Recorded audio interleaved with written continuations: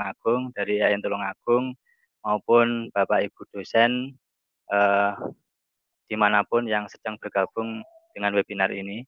Juga tidak lupa saya menyapa seluruh peserta webinar, baik itu dari mahasiswa, baik dari Tulungagung maupun luar Tulungagung. Juga saya sapa teman saya dari alumni S1 UM, alumni S2 UM, dan alumni S3 UM yang barangkali pada sore hari ini bergabung mengikuti webinar yang diselenggarakan oleh STKIP PGRI Tulungagung. Baik, langsung saja. Tadi di sesi pertama, Bu Dr. Intan sudah memaparkan, dan nampaknya memang apa yang dipaparkan oleh beliau itu banyak kesamaan dengan apa yang akan saya paparkan. Oleh karena itu nanti beberapa bagian yang memang sama itu nanti mungkin akan saya skip. Tetapi tentu kemarin saya dengan Bu Dr. Intan sudah komunikasi, seandainya memang ada yang sama, itu pasti nanti kita juga akan saling melengkapi seperti itu. Baik, Bapak Ibu dan para mahasiswa yang saya hormati. Jadi pada materi saya ini sebenarnya tidak fokus kepada kiat-kiat penyusunan tugas akhir di masa pandemi saja. Tetapi di bagian slide awal itu saya justru ingin misalnya mengajak sharing kepada Bapak Ibu semua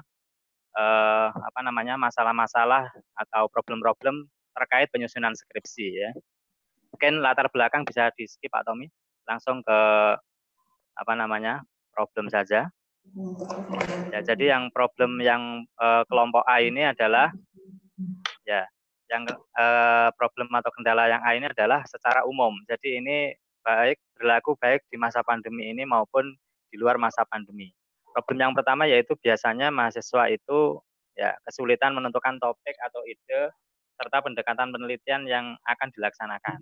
Jadi kadang-kadang itu mau melangkah untuk ke proposal penelitian itu istilahnya masih bingung untuk memilih kira-kira topik apa atau ide apa yang akan saya pilih, pendekatannya apa nanti, itu masih bingung. Nah, kemudian yang kedua adalah motivasi yang menurun. Motivasi yang menurun ini ya mungkin kita yang pernah kuliah, pernah menyelesaikan tugas akhir sama-sama pasti pernah mengalami ini ya, masa-masa di mana kadang-kadang kita semangat, kadang-kadang motivasi menurun. Nah, saya pikir motivasi menurun ini adalah masalah yang umum, jadi nanti seperti apa solusinya akan kita bahas pada slide berikutnya. Kemudian yang ketiga adalah terkadang atau bisa dikatakan tidak terkadang lagi ya, sering ya, mahasiswa dengan pembimbing itu kadang kurang klik. Jadi kurang klik yang saya maksud itu mungkin antara dosen dengan mahasiswa bimbingan itu ada sesuatu yang istilahnya itu kurang klop gitu ya, kurang pas, sehingga kadang-kadang itu menimbulkan proses bimbingan itu agak berlama-lama seperti itu. Saya pikir nomor 3 ini juga banyaklah yang mengalami seperti ini. Kemudian yang keempat, terkadang masih kita temui pembimbing itu yang ya susah ditemui begitu bahasanya untuk konsultasi. Itu yang kendala secara umum bisa berlaku di luar pandemi maupun di masa pandemi ini. Berikutnya yaitu kendala yang khusus di masa pandemi. Slide berikutnya, Pak. Ya, baik. Yang berikutnya adalah kendala khususnya ini yang dialami oleh mahasiswa itu di masa pandemi ini. Ini banyak kesamaan, terus terang apa yang sudah disampaikan oleh Bu Dr. Intan, seperti mahasiswa kesulitan menemukan referensi karena perpus banyak yang tutup. Kemudian mahasiswa kesulitan menentukan atau menemukan subjek dan lokasi. Kemudian yang ketiga itu adalah pembimbingan via online itu terkadang pelaksanaannya kurang optimal seperti tadi yang sudah dipaparkan oleh Bu Dr. Intan. Kemudian kita langsung ke kiat-kiat atau solusi untuk mengatasinya. Ya. Baik, selanjutnya Pak Tommy.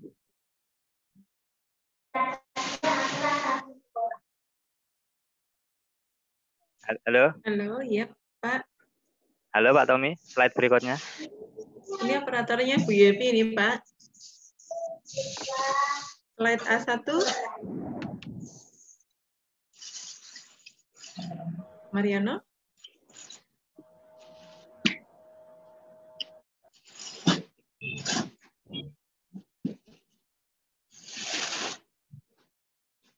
Pak Mariano.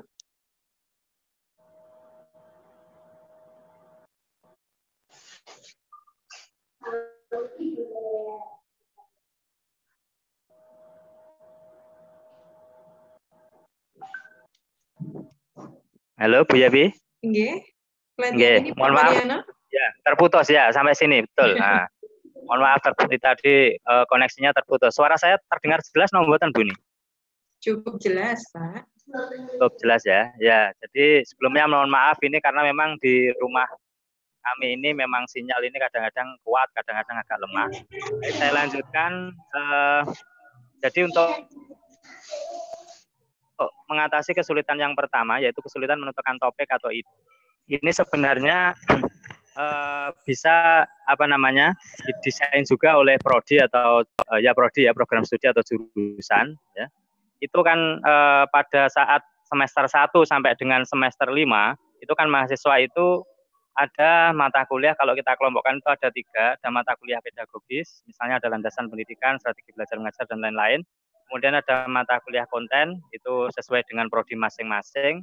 Kemudian ada mata kuliah metode penelitian.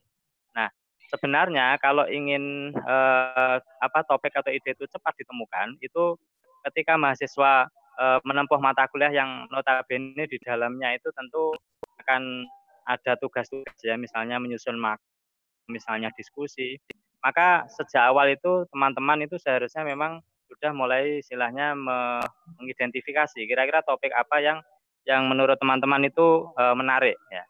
Jadi kalau bagi saya itu oke lah, untuk starting itu memang yang menarik dulu gitu ya. Jadi yang menarik menurut teman-teman.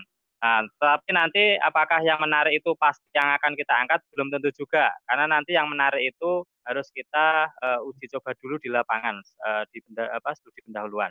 Nah, sehingga kalau ini mulai semester 1 sampai 5 ini nanti penugasan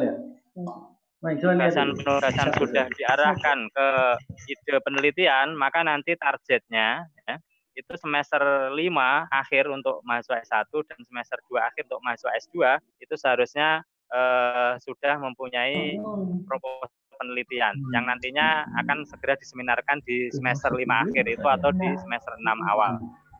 Slide berikutnya. Nah, jadi ini sebenarnya penjelasan dari diagram tadi ya. Jadi yang poin 1 sudah saya sampaikan, kemudian poin 2 juga sudah. Jadi ketika mahasiswa, khususnya yang mahasiswa S1 ya, itu ketika ada tugas atau makalah, itu sebaiknya orientasinya jangan hanya asal memenuhi kewajiban atau asal memenuhi tugas itu, tetapi usahakan ketika teman-teman sudah mulai ada sesuatu yang menarik bagi teman-teman itu. Kalau memang artikel itu temanya dibuat bebas, silahkan teman-teman mengkaji lebih dalam topik atau tema yang menurut teman-teman tadi menarik ya. Kemudian ya kalau di S2 S3 saya pikir untuk poin 3 ini sudah biasa dilakukan oleh mahasiswa ya. Jadi kita kaji sebanyak-banyaknya artikel jurnal hasil penelitian. Ini kata kunci yang menurut saya penting. Terutama adalah jurnal-jurnal atau artikel-artikel terbitan 3 sampai 5 tahun terakhir. Karena apa? Dari artikel jurnal itulah kita akan banyak memperoleh inspirasi ya. Inspirasi dari penelitian-penelitian yang istilahnya itu sedang populer atau sedang banyak dibahas. Nah, bagaimana triknya atau tipsnya supaya kita cepat menemukan ide-ide atau inspirasi? Nah, biasanya kalau di artikel jurnal itu ada bagian akhir itu namanya saran. Nah, saran itu kalau meneliti itu sarannya disampaikan sesuai dengan petunjuk, pasti di saran itu akan tuliskan apa yang sudah dilakukan di penelitian itu, terus apa yang belum dilakukan. Nah, yang belum dilakukan itulah nanti yang bisa kita ambil atau bisa kita topiknya atau apa yang belum diteliti kita jadikan topik penelitian kita. Nah, seperti itu.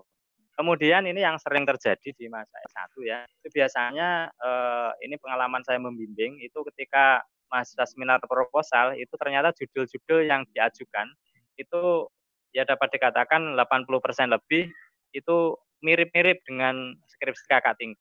Nah, ini yang istilahnya harus diubah ya, jadi harus diubah bahwa Jangan seperti itu. Jadi kita harus berani tampil beda. Jadi kalau saya biasanya ketika ada mahasiswa bimbingan itu ya, bimbingan seminar proposal ya, itu justru ketika topik yang diambil itu misalnya saya belum pernah mendengar atau saya belum pernah membaca, itu justru yang kecenderungannya akan segera saya ACC ya. Artinya kita juga sebagai pembimbing juga sambil nanti banyak belajar dari proses pembimbingan yang topiknya itu mungkin kita juga belum banyak tahu gitu. Oke, kemudian jika sudah ada ide ya, jika ide itu sudah didapat, ini yang penting. Kadang-kadang kalau ide sudah dapat diam saja sama saja ya. Jadi yang segera dilakukan adalah segera lakukan studi awal. Nah, di awal di lapangan ya. Nah, ini tentunya ketika situasi normal, situasinya di luar pandemi ya. Tentu kalau situasi pandemi seperti ini kita sesuaikan. Jadi untuk apa studi awal itu? Tujuannya adalah topik atau ide yang mungkin sudah menarik bagi kita dan mungkin setelah kita lihat dari kajian-kajian jurnal itu relatif baru, relatif jarang diteliti, itu kita uji coba supaya apa?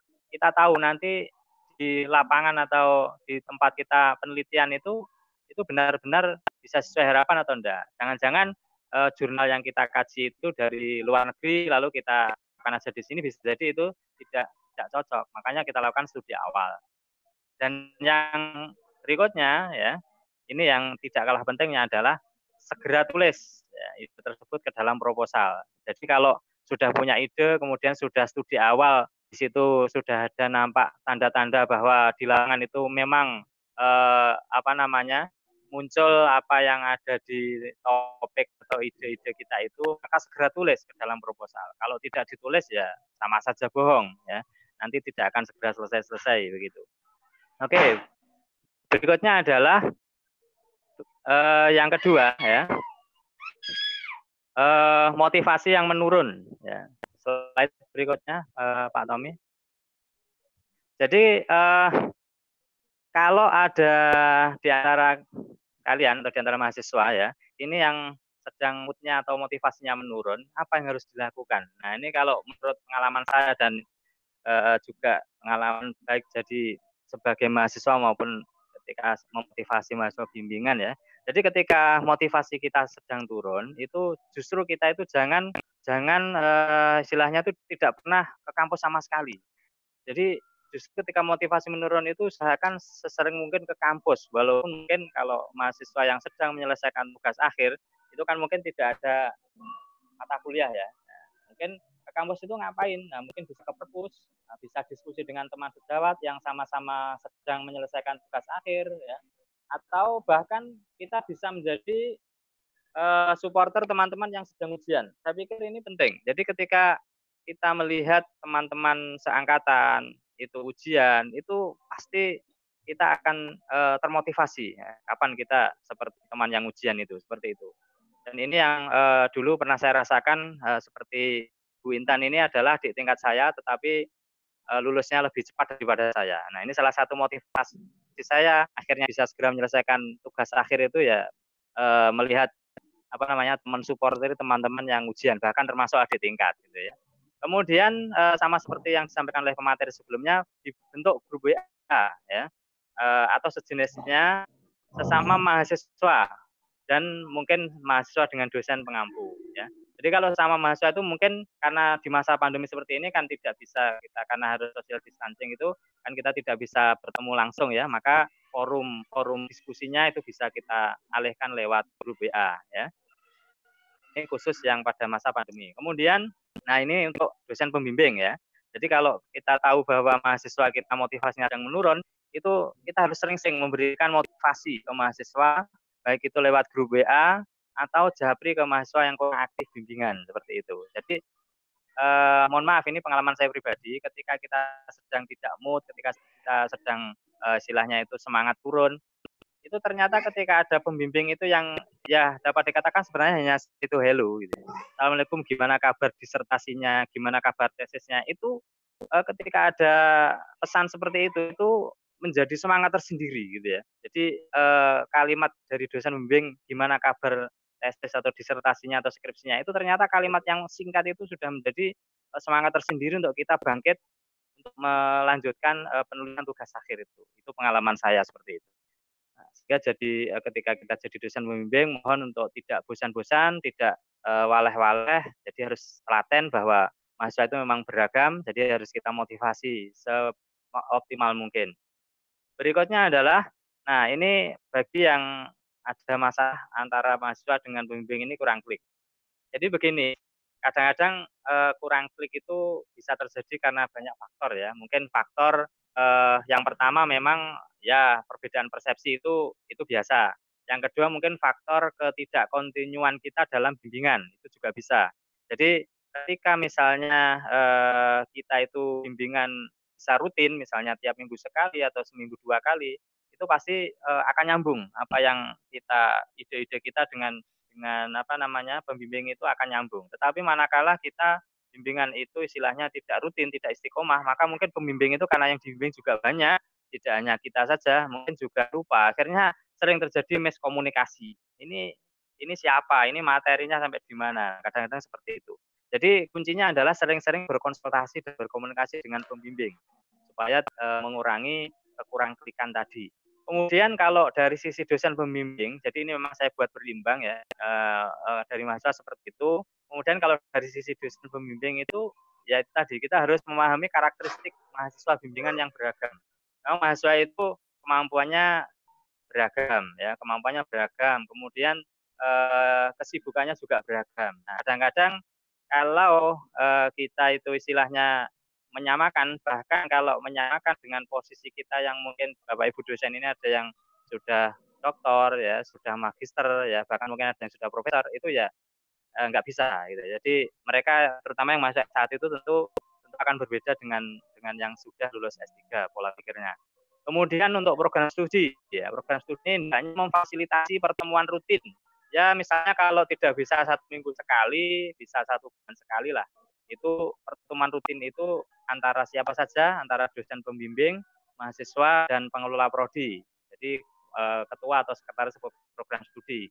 Jadi pertemuan rutin ini juga untuk meminimalisir tadi ketika ada masalah antara dosen dengan mahasiswa bimbingan. Maka nanti kalau dipertemukan dalam satu forum, terus di situ ada harapannya itu bisa meminimalisir masalah itu.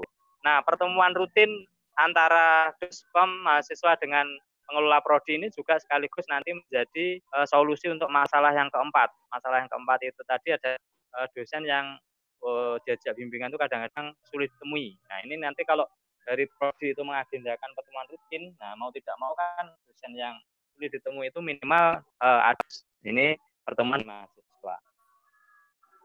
Oke, berikutnya adalah kalau yang masa pandemi saya pikir saya tidak perlu menyampaikan karena memang dengan Bu Dr. Intan ini ya satu guru sehingga yang saya tulis juga sama ya, relatif sama sehingga untuk efisiensi waktu ini tidak saya sampaikan. Nah, yang terakhir ini slide yang terakhir ini berupa diagram ya. Jadi ini yang harus kita sadari bersama baik Bapak Ibu dosen maupun mahasiswa ya. Itu ternyata ada perbedaan antara interaksi dosen dengan dosen pembimbing maksud saya ya. Dosen pembimbing dengan mahasiswa antara di S1, S2 dan S3.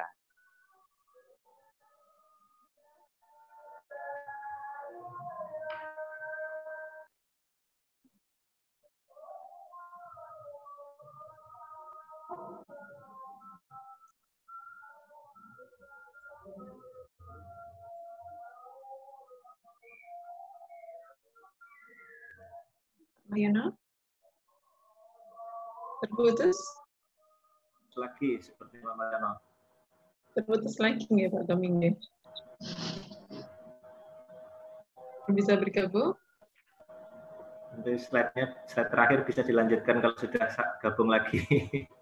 Ini slide terakhir ini Pak Tommy.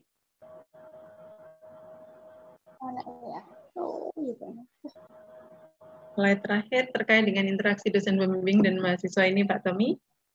Okay. Baik, atau mungkin sambil menunggu Pak Mariono bergabung kembali, ya, kita gunakan VT dulu. Halo? Ya, Pak Tommy. Mariono sudah sambung itu. Oh, halo, sudah. Bu Yepi. Okay. Suara saya bisa didengar Bu Yepi? Bisa Pak, monggo Pak Mariano dilanjutkan.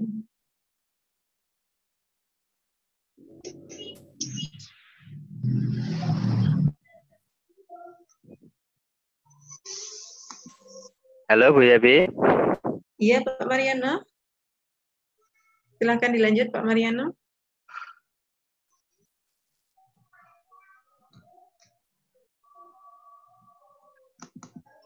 Halo ya.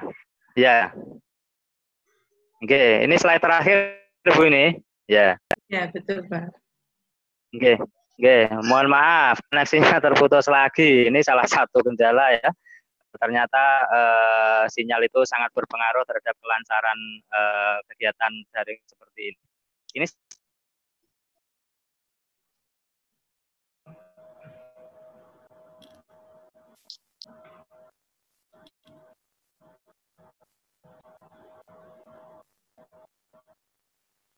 Pak Mariano, terputus lagi.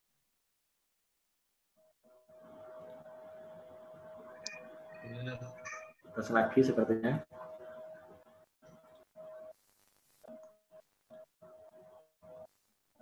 Bagaimana Pak Tommy?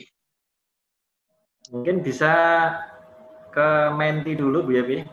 Iya, mungkin ini sudah slide terakhir dari Pak Mariano, jadi mungkin saya tambahkan saja ini terkait dengan interaksi dosen pembimbing dan mahasiswa, ada perbedaan S1, S2, dan S3, di mana di sini kalau kita lihat memang ada porsi yang lebih besar di S1, porsi yang lebih besar untuk keduanya antara dosen dan juga mahasiswa.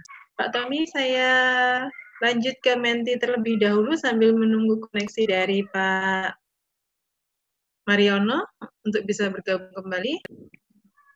Iya. Iya.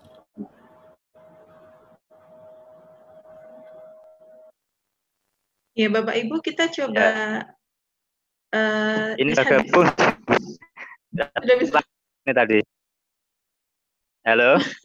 Halo, ya Pak Mariano. Pak Mariano, sudah bisa bergabung kembali ya. Ini sebelum kita sesi tanya jawab, ini ada beberapa pertanyaan yang akan kita berikan kepada partisipan kita. Kita gunakan Menti. Jadi Bapak Ibu. Halo. Nggih. Ya, kita menggunakan Menti terlebih dahulu ya Pak Mariano sebelum kita masuk ke sesi tanya jawab. Bapak Ibu partisipan, mohon untuk bisa masuk ke tidak, kemudian menggunakan kode 612902. Sekali lagi kepada seluruh partisipan, mohon untuk masuk ke menti.com, www.menti.com, dan menggunakan kodenya 612902. Berasal dari kota atau kabupaten manakah Bapak, Ibu, rekan peserta webinar pada sore hari ini? Yang muncul adalah Kediri, Tetangga, Mataram, Tulungagung,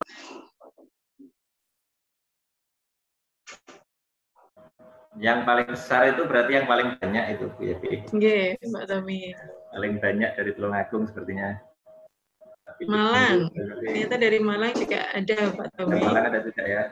Trenggalek, Tulungagung masih dominan. Silakan Bapak Ibu.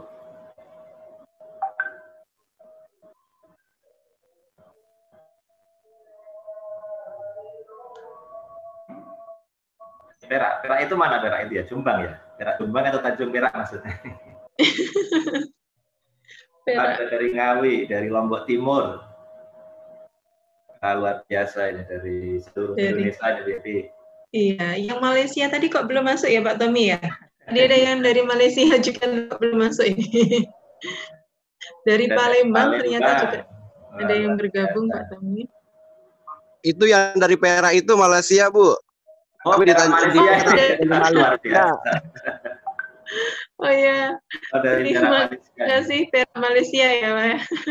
Ini Pak Tommy kok Peraknya Perak Jombang ya. Asalnya dari Lombok. Luar biasa. Lumajang.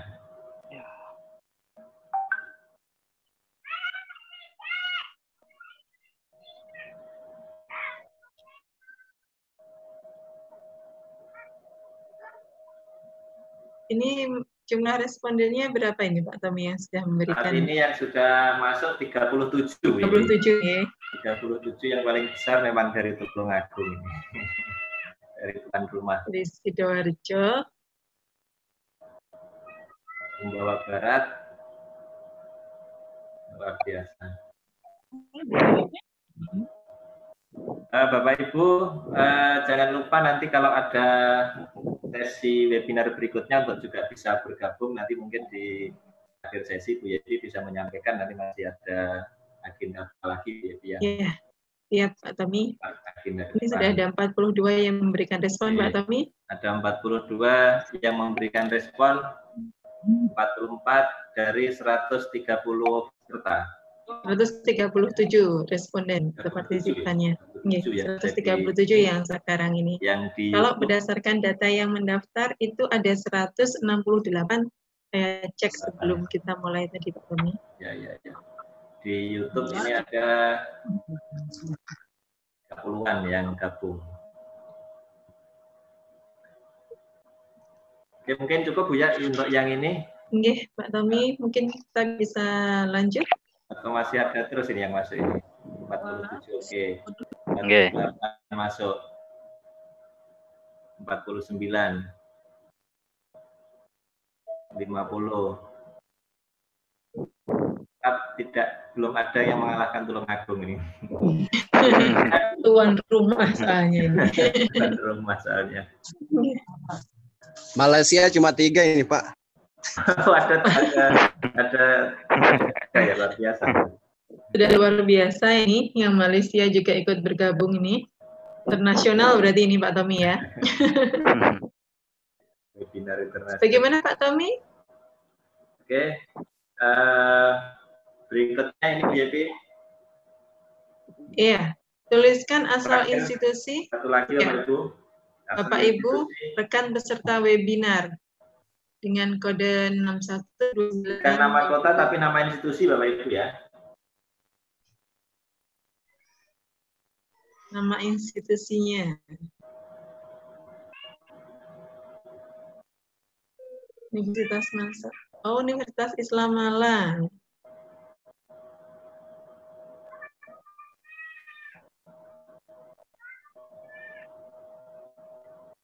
Sepertinya tuan rumah tetap yang paling banyak Ibu. Ada UPSI. UPSI yang dari Malaysia UPSI ya? Yang dari Malaysia. UPSI kayaknya. Pendidikan Sultan Idris berarti. Iya. Yang kita punya MOU juga kemarin ya Pak Tommy ya. Iya, betul. IAIN Tulungagung, Undikma Mataram, Universitas Mataram, Universitas Negeri Malang, UIN Malang. Oke, terima kasih Bapak Ibu dan teman-teman yang sudah bergabung di webinar kita. Iya, ini saya yang tertarik ada Pemkab Tulungagung Pak Tommy ternyata. Ada dari Pemkab juga ya. Ada dari Pemkab juga. Ini sepertinya mahasiswa S2 kita mungkin Bu. Iya. Dari mahasiswa S2 mungkin. Ada 47 yang sudah memberikan respon, tetap yang paling banyak adalah dari DKIP PGRI Tulungagung dan Universitas Mataram sepertinya ini. Universitas Islam Malang, kemudian Undikma, yang Universitas Muhammadiyah Mataram ini berarti mahasiswanya Bintan. SMKN 2 Boyolali, SMP sebentar kuliah. Ya. Bagaimana Pak Tommy? Bisa kita lanjut untuk sesi? Iya. Bisa kita lanjut untuk sesi tanya jawab Pak Tommy? Oke, monggo Bu Yeti. Iya, terima kasih Bapak Ibu. Terima kasih untuk responnya dalam menti.com. Kemudian kita lanjut untuk sesi tanya jawab. Pak Mariono. Oke, Bu.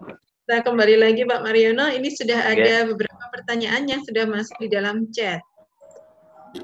Ya. Ini tidak ada penjelasan ditujukan siapa, tapi saya rasa tema yang dibawakan dari Pak Mariono dan dengan Bu Intan kurang lebih bisa saya katakan saling melengkapi. Jadi di sini ada beberapa pertanyaan atau mungkin saya buka untuk live dulu ya, untuk yang langsung dulu.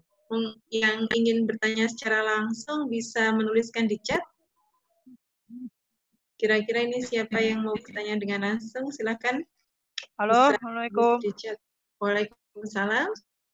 Ya, saya Mustaqim. Waalaikumsalam. Ya, saya juga nih, sebenarnya saya dari Lombok Barat, sedang kuliah sekarang di Malaysia. Oh ya, bagaimana? Ya, ini sebenarnya terkait dengan materi yang tadi. Mudah-mudahan sekarang relate juga ke materi yang sekarang ini ya. Permasalahan kita di sini sebenarnya sekarang saya sedang menyusun tesis ya. Kita diberikan bahwa referensi skripsi atau tesis dari perpustakaan nasional dari dosen pembimbing. Nah, yang saya ingin tanyakan terkait dengan validitas dan reliabilitas. Kalau berkaca kepada bukunya Creswell 2014 ya, ada beberapa strategi validitas, yaitu salah satunya ada 8 regulasi, member checking, bertanya pada teman dan semacam itulah. Apakah itu bisa kita gunakan satu metode strategi saja atau memang harus dikombin semuanya 8 itu? Nah, kalau kita lihat di tesis-tesis yang ada di sini itu kebanyakan menggunakan lebih dari satu validitas. Ada yang menggunakan regulasi, dicampur lagi member checking, ada juga tanya jawab dan segala macam. Nah, mungkin bisa diterangkan di sini, dikasih kita pencerahan lah tentang itu. Dan yang kedua, ini mungkin saran untuk dosen-dosen yang ada di sini ya. Mudah-mudahan kita juga nih calon dosen ya. Terkait dengan di S1 ya, pengalaman kita di S1 itu tidak ada pendahuluan dari dosen ketika dikasih metode penelitian, tidak ada penekanan untuk tugasan-tugasan selanjutnya itu tidak ada yang ditekankan kepada mahasiswa bahwa ini bersesuaian nanti dengan penelitian-penelitian adik-adik di lapangan atau adik-adik untuk skripsi dan segala macam. Mohon nanti mungkin untuk para dosen tekankan lagi kepada adik-adik kita yang di S1 biar mereka sudah siap dari mungkin dapat pendidikan metode penelitian itu semester 5 ya, semester 5. Jadi mereka sudah siap untuk makalah segala macam tugasan-tugasan itu mereka sudah siapkan untuk skripsinya mereka ke depan. Jadinya mereka tidak capek untuk cari judul lagi, referensi lagi dan segala macam. Itu saja mungkin dari saya. Mudah-mudahan bermanfaat. Assalamualaikum warahmatullahi wabarakatuh. Waalaikumsalam warahmatullahi wabarakatuh. Waalaikumsalam warahmatullahi wabarakatuh. Ya, Mariana mungkin langsung ditanggapi saja yang utamanya terkait mengenai validitas dan reliabilitas. Monggo Pak Mariana. Baik, terima kasih Bu Yepi. Terima kasih juga untuk Mas Tain ya yang sekarang ada di Malaysia.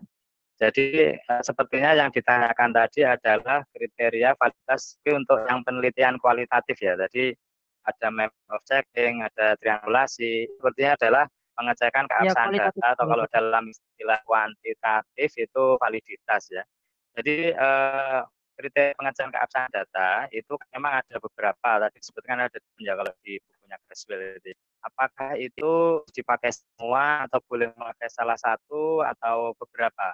Kalau menurut saya itu tidak ada ketentuan harus dipakai semua misalnya. Atau hanya salah satu tidak boleh, tidak. Jadi satu pun itu boleh.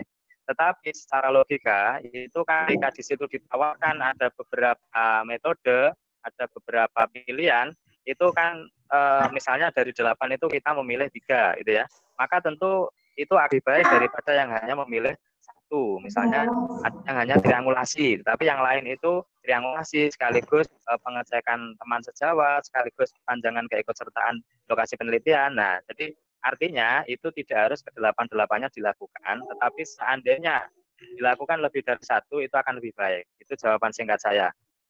Kemudian untuk yang kedua tadi berupa masukan, itu saya setuju sekali ya, dan itu sesuai dengan yang saya sampaikan tadi bahwa sebenarnya kendala terutama pemilihan topik itu akan bisa teratasi ketika sejak awal mata kuliah itu sudah mulai mengarah ke tugas akhir itu. Jadi itu saya sangat setuju Mas Mustain ya dengan pendapatnya. Terima kasih Bu Yepi. Sementara saya kembalikan ke panjenengan lagi. Iya. Ya, terima kasih Pak Mariono. Ini ada pertanyaan dari Halo, Bu Siti Yepi. Nurul. Ya Pak Mariono, ini ada pertanyaan dari Siti Nurul Hasanah. Ini mungkin ditujukan ke Mariana ya, ini apabila ingin melakukan penelitian kuantitatif untuk penelitian PTK yang sudah dilakukan, apakah diperbolehkan? Jadi dia sudah melakukan penelitian menggunakan desain PTK, kemudian ingin melakukan penelitian kuantitatif, apakah diperbolehkan? Nah, karena PTK kan intinya untuk menerapkan suatu metode, kemudian ingin tahu efektivitasnya menggunakan kuantitatif sebagai penelitian di masa pandemi ini. Mohon pendapatnya. Ya, ini terima kasih Bu Yeti, terima kasih kepada Mbak Siti Nurul Hasanah ya. Ini kalau pendapat saya, mungkin nanti Bu Dr. Intan bisa menambahkan. Ya. Jadi kalau ini khususnya saya pikir ditanyakan ketika menghadapi kasus di masa pandemi ya. Kalau kondisi normal saya pikir kemungkinan untuk ubah desain dari PTK menjadi kuantitatif saya pikir tidak akan dilakukan. Jadi ketika situasi pandemi ini seperti apa? Kita terlanjur misalnya melakukan PTK, kemudian mungkin karena istilahnya itu belum sampai selesai atau tuntas, akhirnya itu kita diharuskan untuk atau tidak boleh untuk melakukan kegiatan lagi di kelas. Nah, kalau yang terjadi seperti itu, kalau menurut saya solusinya sebenarnya bisa saja kita mengubah ke kuantitatif, tetapi nanti kalau memang penelitian itu belum tuntas, kan tentunya nanti setelah treatment atau kalau di mereka itu setelah dilakukan suatu pembelajaran dengan treatment tertentu ya, itu kan nanti ada post test ya. Nah, cuma menurut saya ini juga masih ada kelemahan. Kelemahannya apa? Kalau di PTK itu kan kelas yang dipakai cuma satu ya, kelas yang dipakai cuma satu. Jadi apakah kelas cuma satu itu untuk kuantitatif tidak boleh?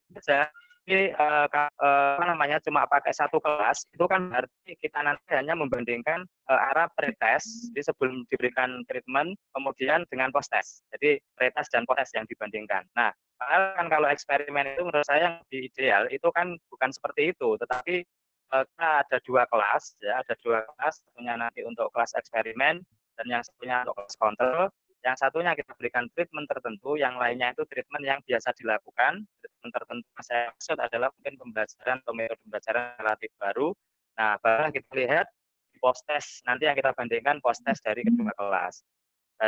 Lagi tidak masalah, tapi kalau saya pribadi terus terang desain pretest and post test only itu saya pikir terlalu mudah dilemahkan. Maksud saya begini, kan orang bisa saja berpikir sederhana begini, ya tentu saja setelah pembelajaran pasti hasilnya lebih baik daripada sebelumnya, nah, kan seperti itu.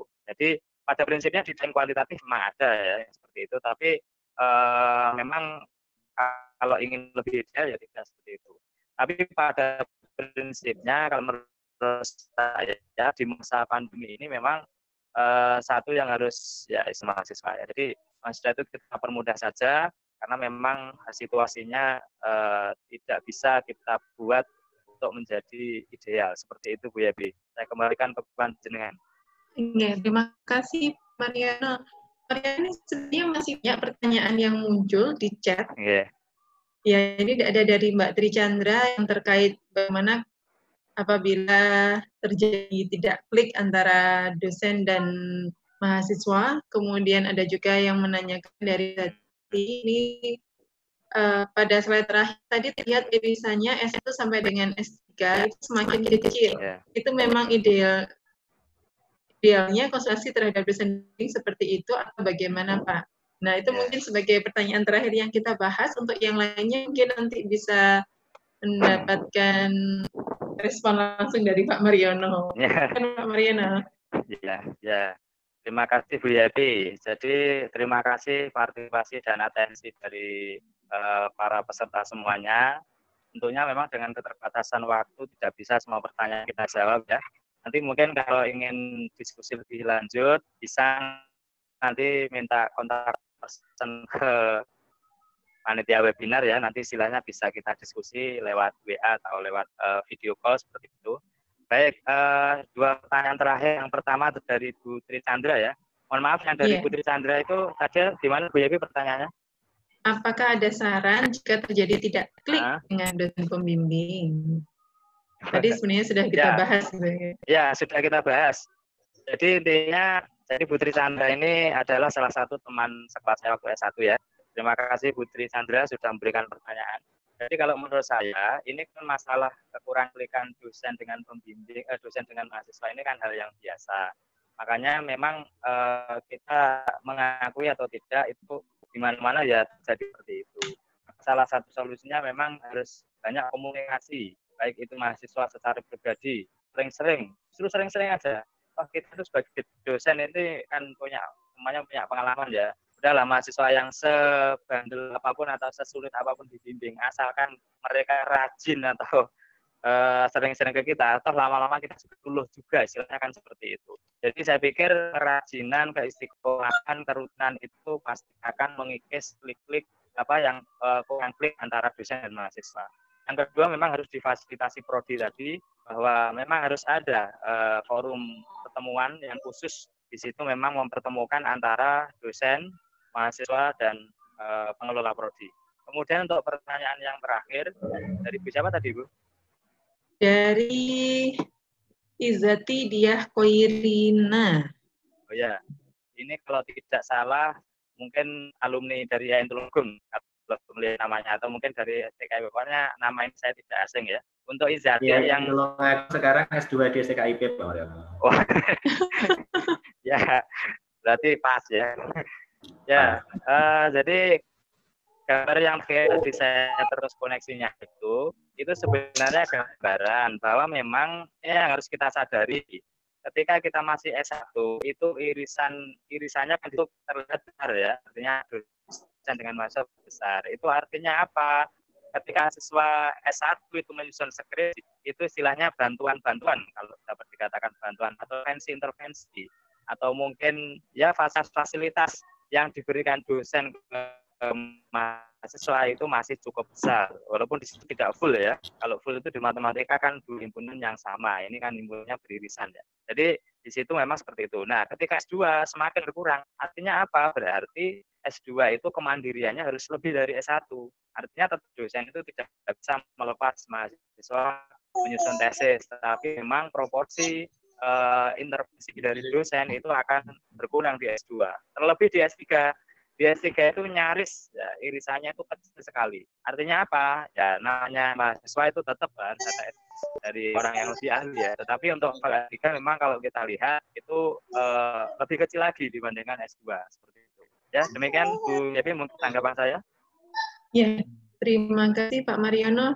Bapak Ibu, sepertinya banyak sekali yang menyampaikan pertanyaan dan juga saran mungkin, tapi keterbatasan waktu.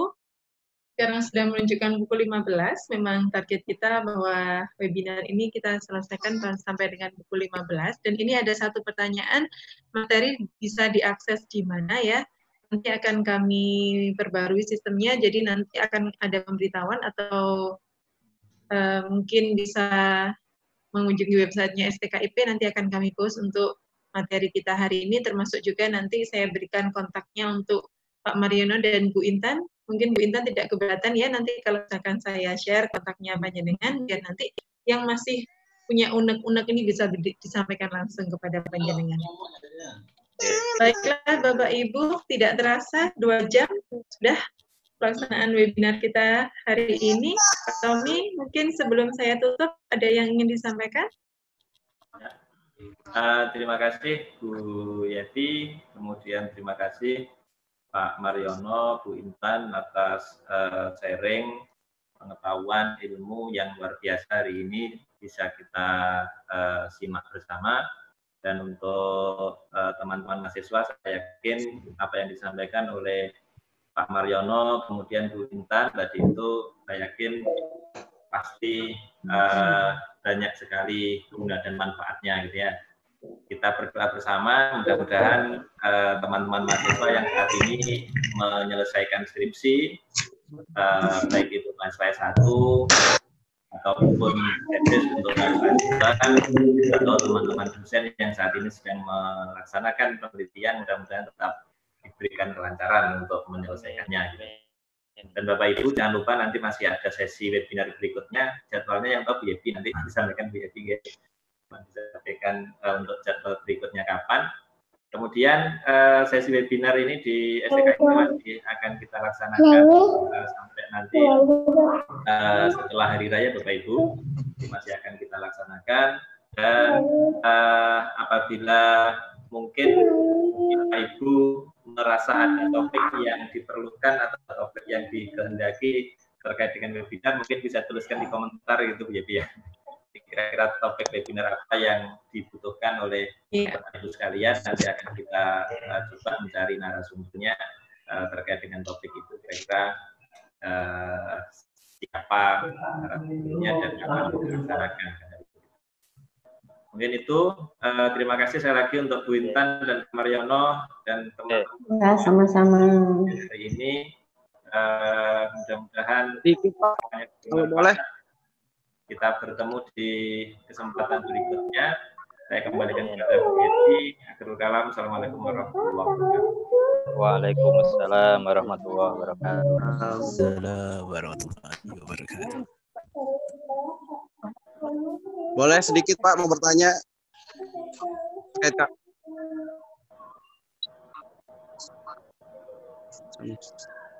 Halo Pak. Halo, siapa ini? Ya ini yang dari Malaysia nih. Oh, ya. Boleh sebentar saja. Tadi Bu moderator mana tadi Bu moderator ya? Bu Yeti? Tidak apa-apa, tidak pakai moderator Pak terkait dengan internetnya sempat tidak stabil.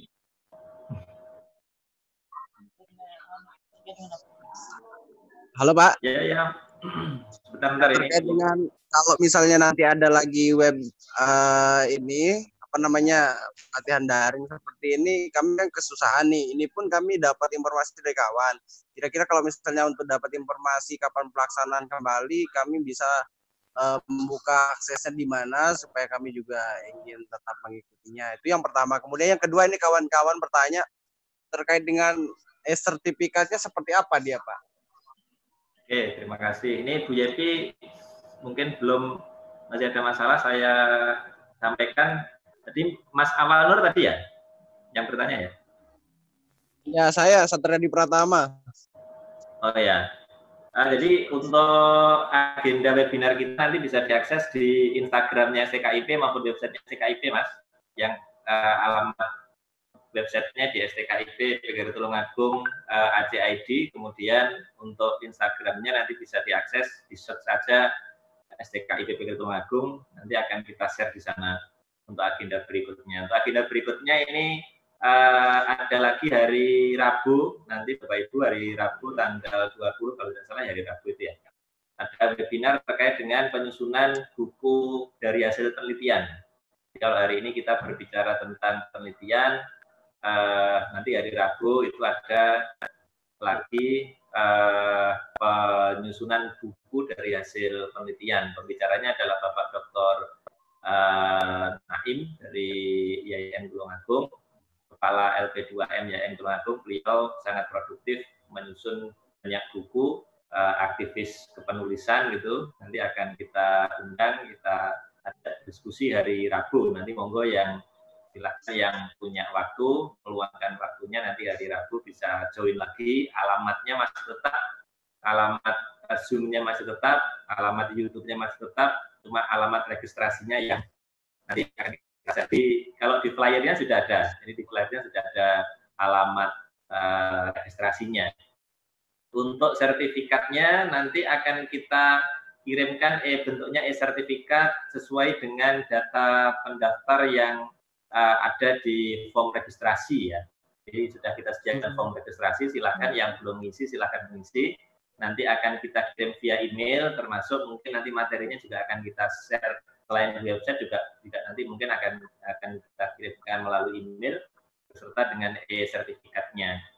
Cuma sertifikat barangkali nanti kita proses dulu, proses teman-teman mungkin 1 minggu, maksimal 1 minggu nanti akan kita kirim kepada Bapak Ibu dan peserta webinar semuanya. Barangkali itu Mas Dedikasi Pratama ya. Oh iya Pak, terima kasih banyak. Oke, terima kasih Bapak Ibu. Sepertinya Bu Yepi ini ada masalah sehingga tidak bisa connect lagi katanya. Terima kasih saya lagi kehadiran dari Bapak Ibu semuanya. Mungkin yang masih punya unek-unek terkait dengan mungkin ingin topik diskusi apa gitu, nanti kita buat webinarnya, silakan dituliskan di kolom komentar. Nanti akan kita list, akan kita catat. Sekali lagi terima kasih. Forum ini, webinar ini saya tutup, atau marilah kita tutup bersama-sama dengan bacaan hamdalah. Alhamdulillahirrahmanirrahim. Saya akhiri, selamat berbuka puasa nanti sore ya. Kita menyiapkan buka puasa. Mudah-mudahan ibadah kita hari ini diterima oleh Allah.